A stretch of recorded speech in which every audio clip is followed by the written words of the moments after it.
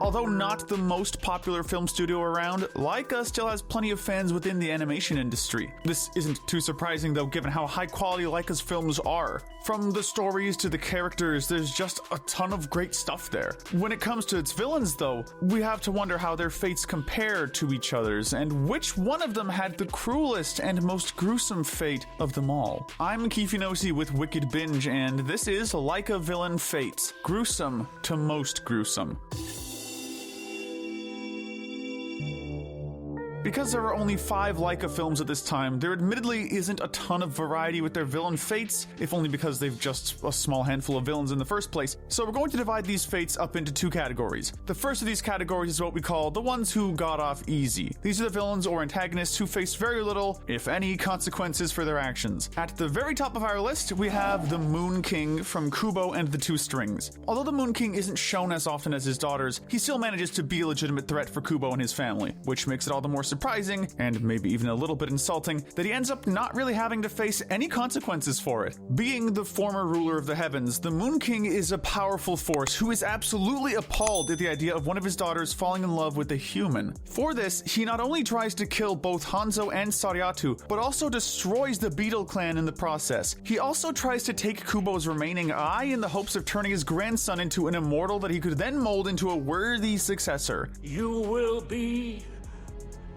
immortal. When Grubaugh refuses, the Moon King ultimately tries to kill him too, but when Grubaugh fights back, his magic ends up not only turning the Moon King mortal, but also takes away all of his memories. While losing one's status as an immortal could be seen as a cruel fate, with how quickly the village people seem to accept him and even lie to him about what a great person he was, it's implied that the Moon King will still have a fairly happy ending, regardless of whether or not it's deserved. For our runners-up in avoiding consequences, we're ranking both Mr. Trout and Mr. Pickles from the Box Trolls. Although these two formerly worked as henchmen for the film's main antagonist, Archibald Snatcher, and don't worry, we'll get to him later, they were never nearly as evil as him, nor even as evil as the third member of their trio. While they mostly obeyed orders out of fear, the two were eventually able to do the right thing when they decided to help Eggs and Winifred, which spares them from a crueler fate. At the end of the film, it's revealed that they've become janitors, and really? That's not a bad ending at all. Hey, these two seem pretty satisfied with it at the very least. Following them, we have the first of our Paranorman villains, Agatha. While technically a death, we're keeping Agatha out of the second category since not only is this a peaceful end, but it's more focused on her actual spirit than her body. Though her spirit suffers unrest for centuries and has to deal with being feared once again by the people of Blythe Hollow, which in turn prolongs her pain and frustration, Aggie is still able to have a peaceful second death of sorts, being comforted by Norman up until the very end. Given that Aggie was never a true villain, perhaps this was for the best. Funnily enough, we're placing the other so-called villains of Paranorman, that being the Zombie Town Council, in this category too. Like Agatha, they're also forced to live well beyond their time due to the curse, being brought back as zombies that are seen as monsters. Since it takes a while for them to communicate properly with Norman, these guys have to deal with being chased down and harassed by the townspeople of Blythe Hollow, giving them an extra taste of what Aggie had to go through once people became afraid of her. We can't imagine it was a fun experience, and there was probably some suffering involved since they're not allowed to rest in peace until the curse is lifted. But given that the council is already dead, there is a limit to the physical pain that they can feel. By the end of the film, they too are allowed to finally move on, essentially having a peaceful second death, just like Aggie did. Because of this, we can't exactly call their deaths gruesome, since it's more of a relief than anything else, but because they still have to suffer consequences, both physical and emotional, before finally being allowed to rest permanently, their deaths land right on the edge of this tier. We've now arrived at the second category, with these being the gruesome deaths. And believe us when we say that some of these death scenes truly are gruesome.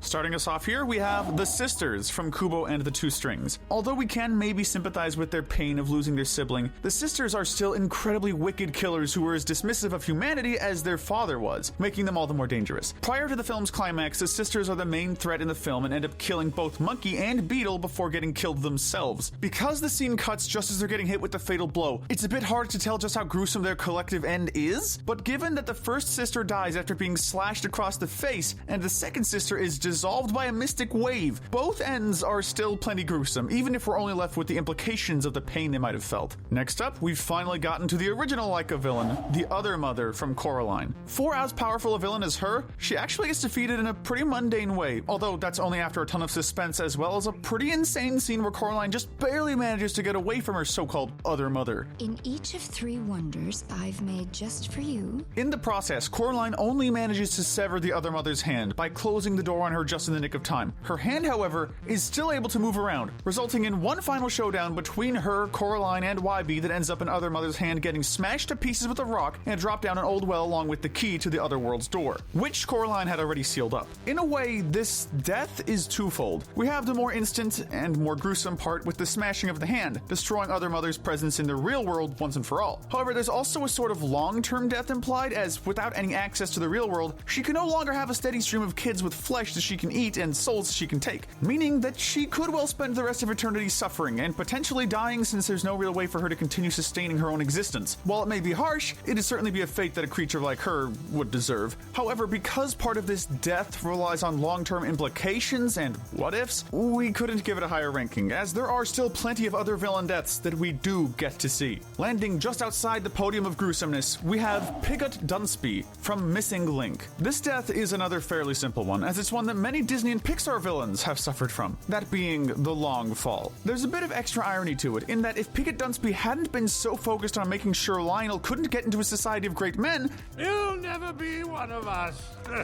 then he wouldn't have gotten into such a deadly situation in the first place. What's more, he essentially brings his death onto himself, in that he uses his gun to break the ice bridge that they're all standing on. But because he's not able to take Susan and Lionel down with him, Pigot Dunsby is left with only his failure and a long fall down. Ultimately, when it comes to falls, people usually tend to die before they hit the ground, especially in the case of a mountain, when there's already a difference in oxygen levels. But even if Pigot Dunsby is able to stay conscious until he hits either a mountain spike or the ground itself, it would still be a painful and terrifying death regardless. Getting our bronze medal of gruesomeness is Mr. Gristle from the Box Trolls. Being the shortest of Snatcher's henchmen, Mr. Gristle is definitely the most evil member of the Exterminator trio, having no moral qualms nor doubts about his job. This ultimately seals his fate, as it's only after he decides to continue helping his boss that the Box Trolls, in the hopes of saving eggs, throw him into a nearby barrel of leeches. This is not only painful, but it causes him to lose a ton of blood, weakening him for the final blow, which happens when Snatcher's machine ends up collapsing on top of him, immediately crushing him to death. Though the final blow is quick, it's certainly painful, but it also comes after a good few minutes of additional painful suffering, making it come off as all the more gruesome and harsh. For our silver medal of gruesomeness, we're giving it to Willard Stenk from Missing Link. While it's technically a very similar death to Pigot Dunsby's, Stenk's death is ultimately much harsher as well as much more gruesome. For one, Stenk actually has a chance at surviving, which makes his failure to do so all the more shocking and painful for him in his final moments. That knowing feeling that he was so close to making it out alive. But you can forget all about the talk and final thoughts and all that. What really puts Stenk here is that not only does he take a long fall, but before he drops, he actually gets impaled by a huge icicle, which is what forces him to finally let go of Lionel and take the plunge. Really, it's the type of death that you just can't help but wince at, given both the sudden nature of it and just how heavy the animators make the impact of the icicle in this scene. What makes this death even harsher is that the icicle falling doesn't knock Stenk out, meaning that during the entirety of the fall, or until he passes out at least, Stenk not only has to deal with all that suspense and terror, but also, the pain of being stabbed through the chest and gut. There are just so many factors to this death that allowed it to shoot upwards toward the top of our list, but there's still one that we feel outranks it. Finally, our gold medal of gruesomeness is going to the final villain of the Box Trolls, Archibald Snatcher. Honestly, it was an extremely close toss-up between this death and Stenk's death. Ultimately, though, the gruesomeness of a person literally exploding just can't be ignored. Although it is admittedly a very quick death, we're sure that it's pretty painful regardless, especially since by that point, Snatcher's already been dealing with a strong allergic reaction, so he's most likely already in at least a bit of pain and discomfort before then.